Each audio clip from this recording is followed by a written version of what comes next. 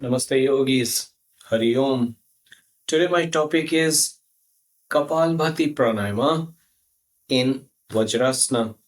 So the relation of Kapalbhati with Vajrasana. Why should we sit in Vajrasana during Kapalbhati? We are practicing as we want, but I would say in yogic methodology it matters. Every posture has a unique working. So, as I always say, on this channel, you get all authentic information. So, please stay tuned, watch the video. You will get a lot of information related with your practice. Not only that, but how to grow. So, when you are practicing these proper asanas, you are getting that proper functioning. So, as my topic is Kapalbhati Pranayama into Vajrasana. So, in Vajrasana, as we sit, first we kneel on the floor. We sit over the heels. But this is very important to be comfortable.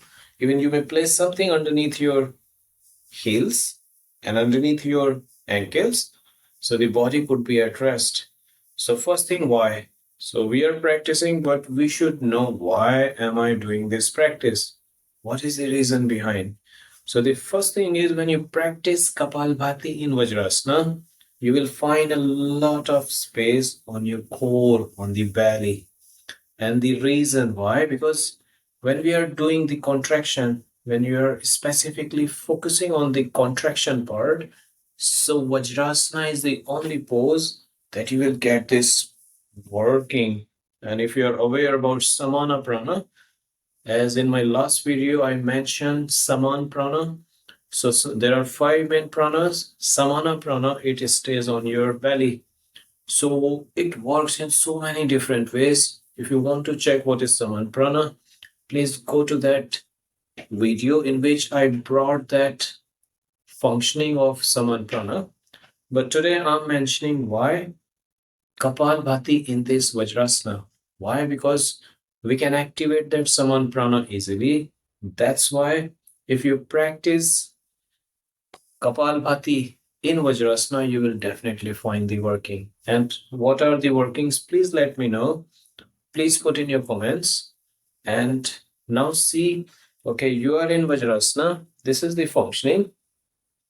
So to be relaxed, for Kapalbhati, we are always in a nice posture, nice gesture. And as you know, so basically you inhale through your nasal and then the contraction of the belly. That's the working of Kapalbhati. And at the same time, the main functioning, what I'm mentioning, Vajrasana or thunderbolt. Why? Because if you will feel the first chakra, Muladhara, it starts to open. So your main working is okay, you're breaking the tension with your breathing, but you're activating, you're observing the functioning on your Muladhara chakra. So there is a whole sequence. Everything is interconnected. First, let me show you these strokes. Sometimes people they don't follow proper guidelines, proper way how to exhale, how to inhale. So this matters. Then your posture matters, and of course your working matters. So as you are in this Vajrasana, you're comfortable. You'll take a deep breath. Look how much you will be capable of holding the breath, so it will be easy to release. That's why Vajrasana.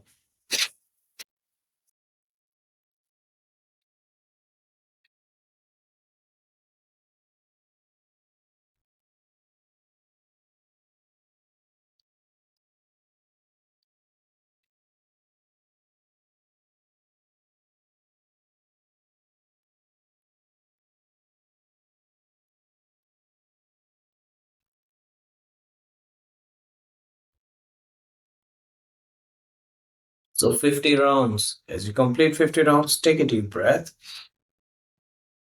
Exhale out. Lose the belly, lose the shoulders.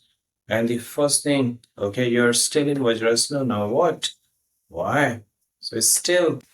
So that's why when you're practicing Vajrasana is automatically activating your Muladhara chakra, the root channel.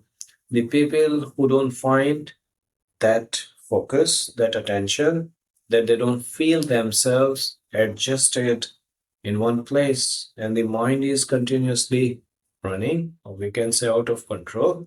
So, Vajrasana is that posture, as Swami Ramdev mentions. We should use Vajrasana in our daily life. The reason is Vajrasana brings not only physical differences, it brings a lot of changes in your personality because the channels are there, the energy is working. Only the thing is that we forget to bring our attention. So when you sit in Vajrasana, as you align your back, you will automatically feel your lower limb active. And the first thing it comes to your root chakra. So this is the main working of Vajrasana, that it activates your samanprana. After that, if you're aware about the working, means your Manipur chakra. So your Manipur chakra gives you all those fruits of digestive tract. So what happens? Your digestion is better, you get good appetite, and after that there is no problem in digestion. Other benefit that when you sit in Vajrasana, automatically your food gets a nice digestion. So what happens? Your tummy gets clearance, your intestines they become at ease. So I would highly recommend as you finish your dinner at the night. So when you finish your dinner, if you have 2 to 3 minutes, just sit down in Vajrasana. It's after that you are not practicing Kapalbhati, only Vajrasana. And I would say if you can practice meditation, or even you can practice Anulom Vilom Pranayama. So Anulom Vilom, in which you are inhaling with one nasal and exhaling with right, it will bring that deep sleep. So before you sleep, that can be a good alternate to practice. And as yoga with Cassandra, you mentioned that Vajrasana is very effective. It's very healthy. Yoga with Adrienne, she always mentions that your breathing is so important.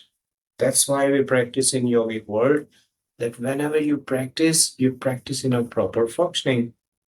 So this was my topic related with Vajrasana, the thunderbolt pose, and why. Why should we practice Kapalbhati? So Kapalbhati, it brings a lot of shine. As we know, Kapalbhati is basically for shining, for ojas or aura. So when you start to practice, automatically you will find the differences. You will find a lot of working.